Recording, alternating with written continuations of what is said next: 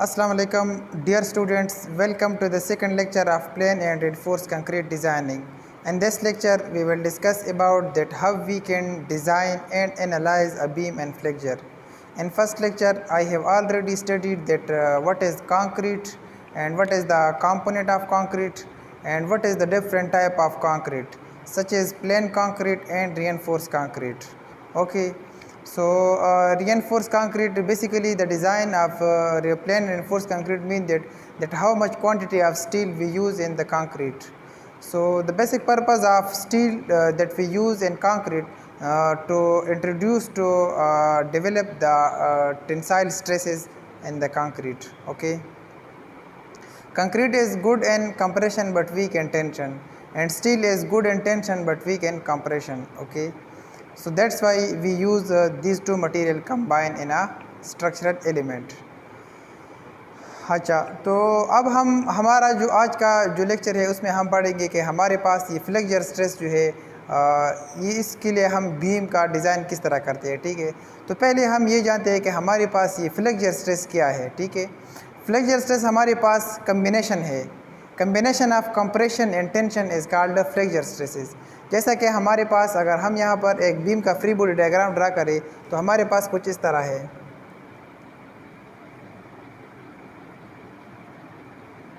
ये हमारे पास बीम का एक फ्री बॉडी डायग्राम है, क्योंकि ये हमारे पास एक सिंपली सपोर्टेड बीम भी है. ठीक है, बीम की हमारे पास डिफरेंट टाइप्स हो सकते हैं. जैसा कि हमारे पास सिंपली सपोर्टेड बीम हो सकता है, कैंटिलीवर बीम हो सकता है, ओवरहंग बीम एंड कंटिन्यूअस बीम. ठीक है, अब हमारे पास डिफरेंट टाइप ऑफ सपोर्ट है. जैसा कि हमारे पास है रोलर सपोर्ट, हैंग सपोर्ट, ठीक है, फिक्स सपोर्ट. तो सिंपली सपोर्टेड बीम में हमारे पास टू टाइप ऑफ सपोर्ट होते हैं.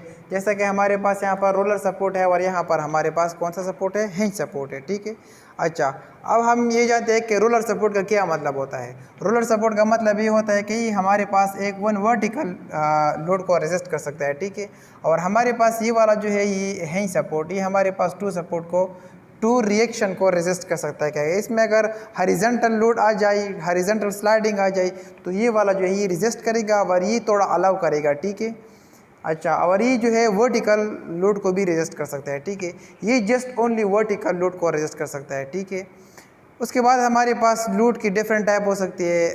तो यहाँ पर जो हम इस सब्जेक्ट में डिस्कस करते हैं वो हमारे पास पॉइंट लोड होता है, यूडीएल लोड होता है और दूसरा यूवीएल लोड होता है. ठीक है, यूडीएल का मतलब है यूनिफॉर्मली डिस्ट्रीब्यूटेड लोड और यूवीएल का मतलब है यूनिफॉर्मली वेरिंग लोड. ठीक है, अच्छा, अब अगर बीम पर हम ये वाला लोड जो है ये अगर हम अप्लाई कर दी तो बीम का बिहेवियर किस तरह होगा. ठीक है, तो बीम पर अगर हम इस तरह लोड अप्लाई कर दी तो बीम जो है वो नीचे की तरफ, अगर ऊपर से हम लोड अप्लाई कर दी तो बीम का अगर मैं एक और डायग्राम ड्रा कर दूँ 2D व्यू में तो बीम हमारे पास कुछ इस तरह होगा. ठीक है,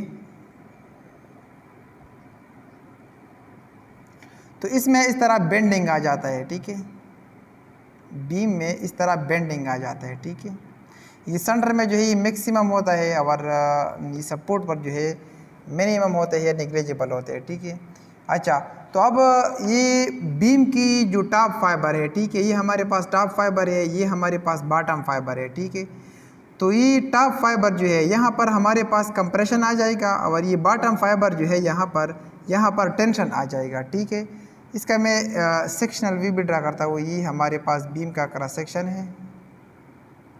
ठीक है, ये हमारे पास न्यूट्रल एक्सिस है. ठीक है, अब ये देखिए ये हमारे पास ये बॉटम वाला पोर्शन जो है यहाँ पर टेंशन आ जाएगा और यहाँ पर कंप्रेशन आ जाएगा. ठीक है, अब फ्लेक्सर स्ट्रेस को हम इस तरह एक्सप्लेन कर सकते हैं कि ये हमारे पास कम्बिनेशन है, combination of tension and compression is called flexor stresses. ठीक है, जब बीम पर हम ये लोड अप्लाई कर दी तो बीम में फ्लेक्सर स्ट्रेसेस जो है वो डेवलप हो जाते हैं.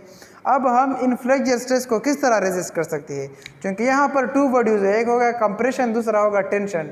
कंक्रीट जो है वो हमारे पास कंप्रेशन में बहुत ज़्यादा स्ट्रांग है. ठीक है, ये कंप्रेशन को ये रेजिस्ट करेगा, लेकिन ये टेंशन जो है ये कौन रेजिस्ट करेगा. तो टेंशन को रेजिस्ट करने के लिए हम क्या करते हैं कि इसमें बार को इंट्रोड्यूस करते हैं. तो with the help of bar we reduce the stresses. Okay, तो हमारे पास बीम जो है वो स्टेबल कंडीशन में रहता है फिर अगर इसमें हम स्टील जो है वो यूज़ करें. ठीक है, अच्छा, तो अब इसकी डिज़ाइन की हमारे पास डिफरेंट टाइप है। तो अब हम जो डिस्कस करने वाले हैं, हम इसमें 5 स्टेप्स में हम ये कवर करेंगे कि इसको हम किस तरह रिजर्च कर सकते हैं, ठीक है। अच्छा, तो इसमें हमारे पास जो फर्स्ट स्टेप है वो हमारे पास है साइज़, ठीक है। तो साइज़ का क्या मतलब है? साइज़ का मतलब ये है कि हम इसको डेप्थ देंगे, ठीक है। फॉर एग्ज़ाम्पल ये हमारे पास एक बीम है, ठीक है।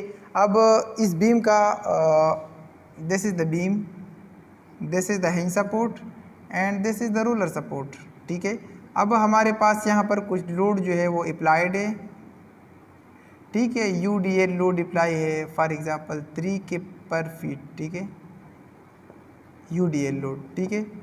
अच्छा, तो अब हमारे पास इस बीम का लेंथ जो है, ये लेंथ जो है ये हमारे पास 20 फीट है, ठीक है। तो अब इस बीम का क्रॉस सेक्शन किस तरह होगा? ये बीम जो है इसका विड्थ कितना होगा और इसका डेप्थ कितना होगा, ठीक है। तो ये स्टेप जो है ये डिटर्मिनेशन जो है ये डेप्थ का, ठीक है, और ये BW width of the beam, ठीक है। इसको हम वेब भी कह सकते हैं। ये बॉटम फाइबर जो है इसको हम BW से इसलिए रिप्रेजेंट करते हैं कि ये हमारे पास वेब है और ये हमारे पास फ्लेंज है, ठीक है। अच्छा, तो अब इस D को जब हम डिटरमाइन करते हैं तो ये हमारे पास स्टेप नंबर 1 का काम है कि हम साइज़ का मतलब ये है कि हम अकॉर्डिंग टू दीज लेंथ हम इसको डेप्थ जो है वो प्रोवाइड कर देंगे, ठीक है। तो ये हमें ACI जो है वो हमें रिकमेंड करती है कि इसको हम कितना डेप्थ देंगे। अगर हमारे पास सिंपली सपोर्टेड बीम है तो हमारा फार्मूला जो है इफेक्टिव डेप्थ का या डेप्थ का, अच्छा, तो हमारे पास ये ACI कोड जो है ये इसने हमें रिकमेंड किया है कि इस बीम का डेप्थ जो है वो कितना होना चाहिए और इसका विड्थ जो है वो कितना होना चाहिए, ठीक है। तो ये हम करते हैं अकॉर्डिंग टू ACI ने हमें रिकमेंड किया है, ठीक है। अच्छा, तो चूँकि हमारे पास यहाँ पर ये सिंपली सपोर्टेड बीम है तो सिंपली सपोर्टेड बीम के लिए हमारा क्या काम होगा? हमारा काम ये होगा कि हमारे पास ये फार्मूला है D = L/20, ठीक है। तो हम क्या करेंगे कि फॉर एग्जांपल लेंथ हमारे पास 20 फीट है, ठीक है, 20 फीट है। तो 20 फीट को अगर हम इंच में कन्वर्ट कर देंगे तो 12 से मल्टीप्लाई कर देंगे, डिवाइड बाई 20 कर देंगे तो हमारे पास एक सर्टेन वैल्यू आ जाएगा। वो हमारे पास क्या होगा? डेप्थ होगा। और वेट जो है वो हम according to this depth pair consider करें। वो हमारे पास अपना टेबल गिवन है ACI का, ठीक है। तो ये काम जो है ये हमारे पास साइज़ का है, ठीक है। उसके बाद हमारा सेकंड स्टेप जो है उसमें हम क्या करते हैं कि हमारे पास लोड कैलकुलेशन है, ठीक है। लोड कैलकुलेशन का क्या मतलब है कि बीम में डिफरेंट टाइप के लोड आते हैं, ठीक है। जैसा कि हमारे पास डेड लोड आता है, लैब लोड आता है, went load, snow load etcetera, ठीक है। तो इसमें self weight of the beam जो है एक ज़रूरी चीज़ है, वो इंक्लूड है इसमें, self weight of the beam. तो self weight of the beam हम किस तरह फाइंड करेंगे कि हम पहले इसका क्रॉस सेक्शनल एरिया जो है वो फाइंड करेंगे। जैसा कि हमारे पास फार्मूला है BW × H multiplied by density of concrete, ठीक है। फिर डेंसिटी ऑफ कंक्रीट हमारे पास 2 टाइप के, एक होता है प्लेन के लिए, दूसरा होता है रिइंफोर्स के लिए, ठीक है।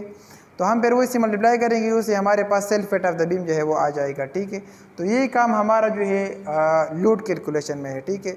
अब लोड कैलकुलेशन का आखिरी टारगेट हमारा क्या है? जैसे कि साइज में हमने क्या करना था, ये वाला डेप्थ फाइंड करना था और ये वेट फाइंड करना था, ठीक है। लोड कैलकुलेशन में क्या करना है कि हमने अल्टीमेट लोड फाइंड करना है कि इससे ज़्यादा लोड जो है इस बीम पर नहीं आना चाहिए और हमारा जो मतलब स्पेसिफिकेशन है कि इतना लोड इस बीम पर आना चाहिए, ठीक है, क्लाइंट का स्पेसिफिकेशन है। तो उसके साथ हमारे पास एक लोड हासिल हो जाएगा जिसे हम कहते हैं अल्टीमेट लोड, ठीक है।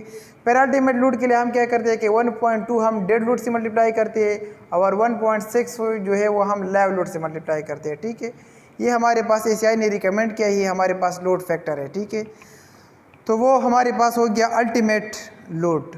अब हम क्या करते हैं, अब हमारा सेकंड स्टेप जो है वो कंप्लीट हो चुका है। अब हम आए हैं थर्ड नंबर स्टेप पे, ठीक है।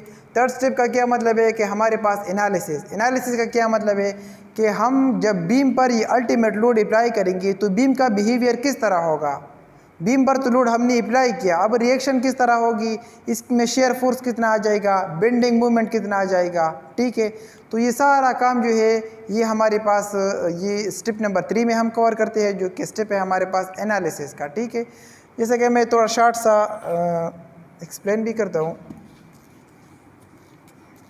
कि हमारे पास जैसा कि ये लोड अप्लाइड है, ठीक है। तो पहले हम क्या करते हैं कि सपोर्ट की रिएक्शन हम फाइंड करते हैं, ठीक है।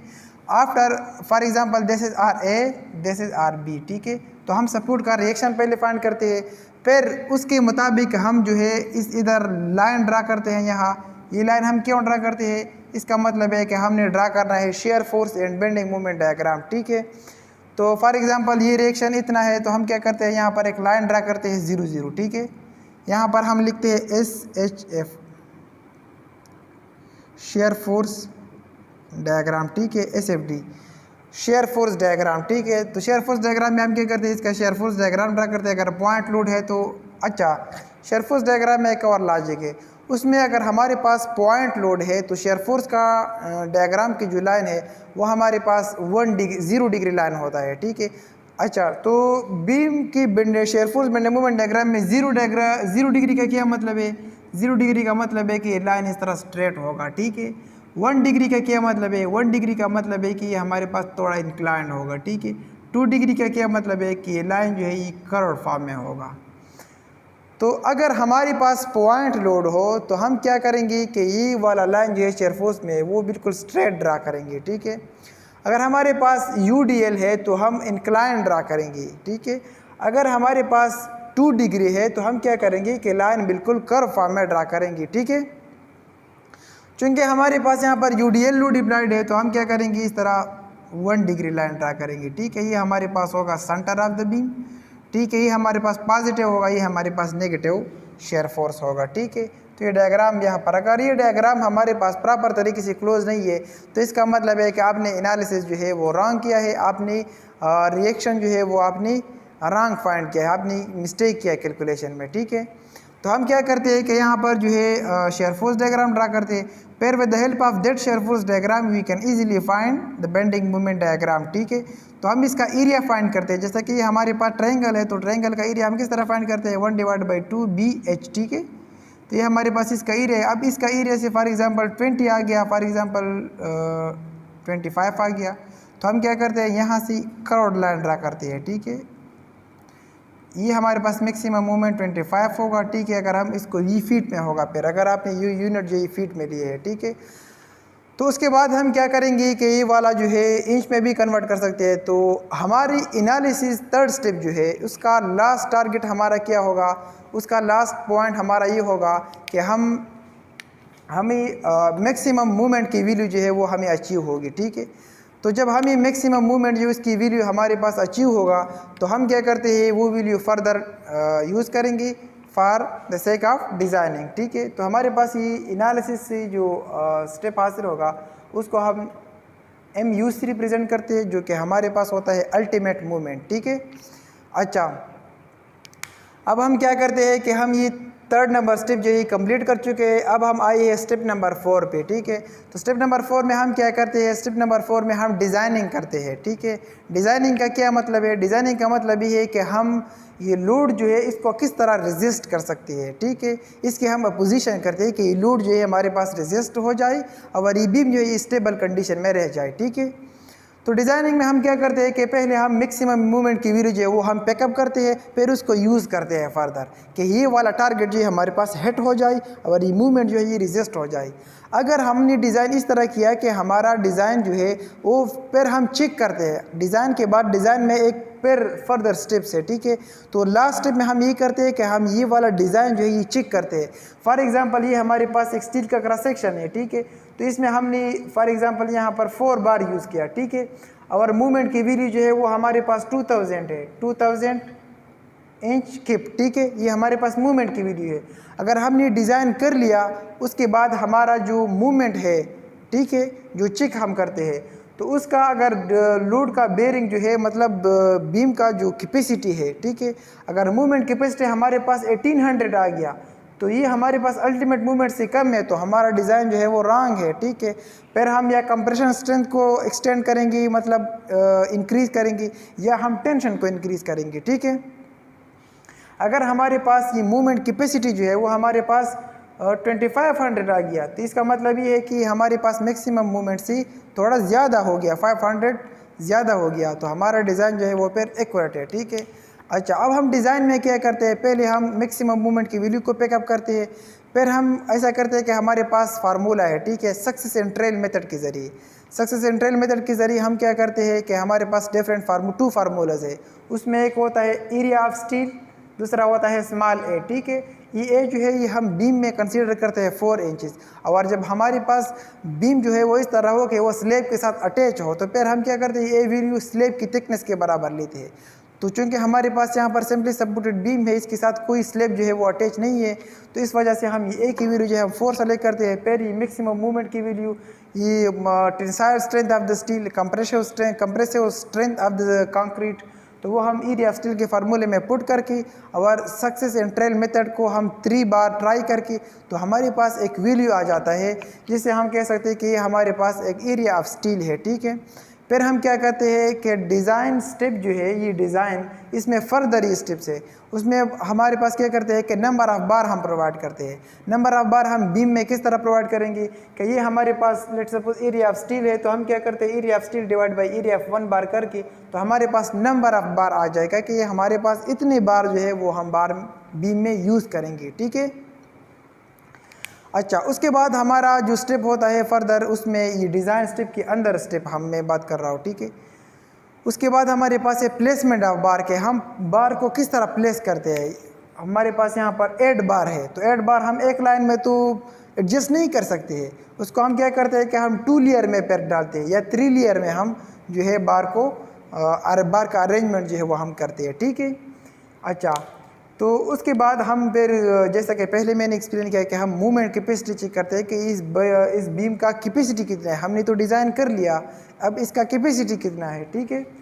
तो इसके साथ हमारा ये डिज़ाइनिंग प्रोसेस जो है ख़त्म हो जाता है। उसके बाद हम क्या करते हैं कि हम स्टेप नंबर 5 पे आते हैं। तो स्टेप नंबर 5 हमारे पास क्या है, ड्राफ्टिंग, ठीक है। ड्राफ्टिंग का क्या मतलब है, जैसे कि नाम से भी जाहिर है कि हम इसमें ड्राफ्टिंग करते हैं। किस तरह ड्राफ्टिंग करते हैं, जैसा कि हमने बीम को डिज़ाइन किया, हमारे पास जो है ये टेंसाइल टेंशन का जो जोन है, ठीक है, ये हमारे पास बीम है, ठीक है। इसको हमने लोड अप्लाई कर दिया 3 के पर फीट, ठीक है। फिर हमने डिज़ाइन कर लिया, let's suppose this is the cross section of this beam and let's suppose this the depth of the beam is 20 inches, ठीक है। वर्थ ऑफ द बीम हमारे पास आ गया 12 इंचेस। अब हम क्या करते हैं, यहाँ पर स्टील जो हमने डिज़ाइनिंग में हमने प्रोवाइड किया है कि यहाँ पर इतना स्टील आना चाहिए, ठीक है। ये हमारे पास स्टील है, ठीक है।